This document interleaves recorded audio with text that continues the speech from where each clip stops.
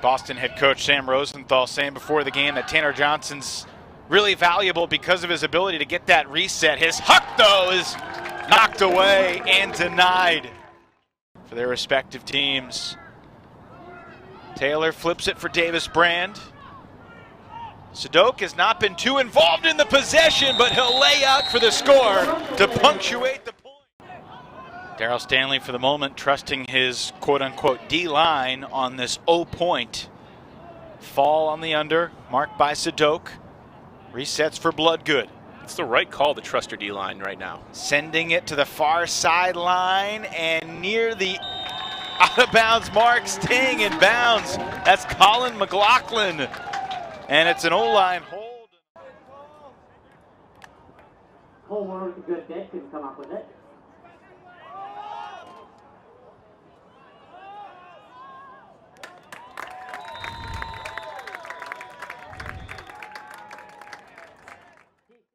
Well, break chances have not been DC's thing so far today, Brian. Here's a deep shot, looking the other way for Burpee. Chased from behind by Musa Ja and knocks it away. It'll be DC's disc. Burpee asking for a foul, and Ja. One of the biggest trends I've seen over the last 3 years is that dominator style and also keeping the front stack open. And you had a pretty good job from the Boston defense. It's McDonald from the handler space exploding downfield to haul in the long throw. And then Monroe to Malks. How about the handlers doing the work in the backfield and in the end zone?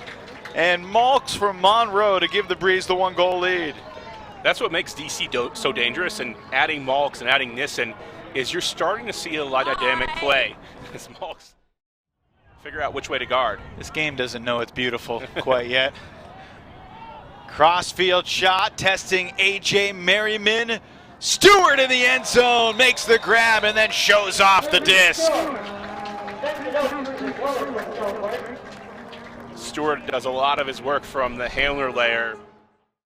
He knows the only way he gets beat here if he plays too tight, and then Tanner Johnson gets ahead of steam. I've been with teams that have coached to defend this type of cut. Tatro to Sadok. It's this cat and mouse game of, do you try to clog up the middle of the field? Do you bring pressure to the DC handlers? And this is what I think is really beneficial for DC compared to last season is they feel... Malks is going, excuse me, Brian. They were calling for a switch, but nobody switched, and Johnny hauls in the dime from Rowan.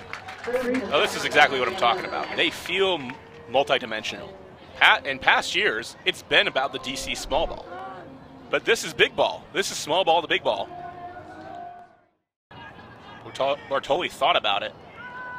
But now's the time to just continue to work it. Kervik shoots it right as you say that. Tran being chased by Nissen near the sideline. Nissen gets there. That's put it perfectly on a shelf, and only a few players on the field can do that. And then there's the fact that Ivan Tran is 5'9", and not necessarily the deep target on this Boston D line. Malks to Richards. And there's the 8-all equalizer with 38 seconds remaining in the half. Yeah, the first turn here, we see Boston's able to get 2. It's a lot easier in the wind if you just are able to throw it to the receiver's chest. LaRue uncorks. Kervik adjusts his cap and makes the catch, and he's in the end zone. Back-to-back breaks from Boston. The first multi-goal lead of the game. Just letting the throwers work it around for DC, and then making them hit these tough break throws. Malks makes an insane layout catch and then throws the score to Joe Richards. Holy cow. Play. Incredible. I didn't think that throw was going to stay up. For Boston, I'd say the same for Sadok. Up the line, Davis Brand is going to milk it all the way for the glory score. Well, Sadok's figured out the wind, that's for sure. You're right that he's been quiet. Closing in on championship weekend, and goodness, that was a terrible throw Davis Brand tried to pop it up. Instead, Bloodgood picks it off, throws the score, and just like that, we're tied. And an intentional out-of-bounds pull, but no double team. Sadok looking for Davis Brand, right up the line.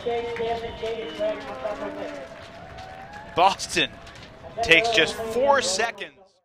They've been playing really clumped together, and they've been able to work through it, because once they get past that initial clump. That one looking for Sadok, finds the turf. We've seen this DC team come back in games in the fourth quarter against Toronto. Looking for Fall. Merriman, who warmed up in Fall's jersey, drops the dime and ties the game. But yet they're so important, so how much time can you afford not to spend? Whartonby shooting it for Richards. A swarm of defenders there, and it's not Richards, but instead McDonald. Sadok leaves his feet to keep possession alive, then floats it. Johnson in the deep space, elevates and scores.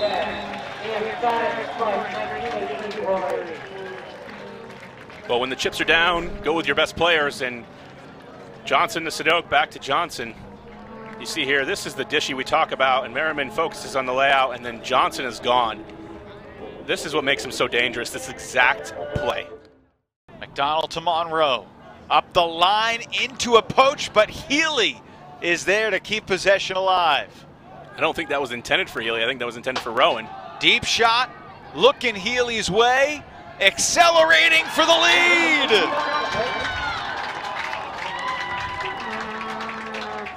Healy showing off the wheels.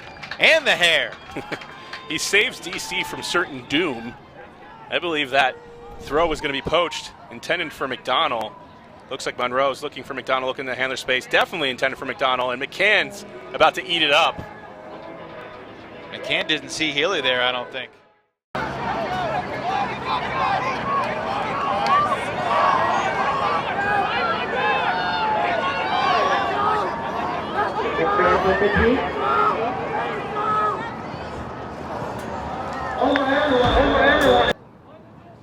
Rowan's gone downfield a little bit. He's no longer near the disc. Boxley gets back involved, shoots it for Nissen. And to the end zone, Boxley. Largest lead of the day for DC.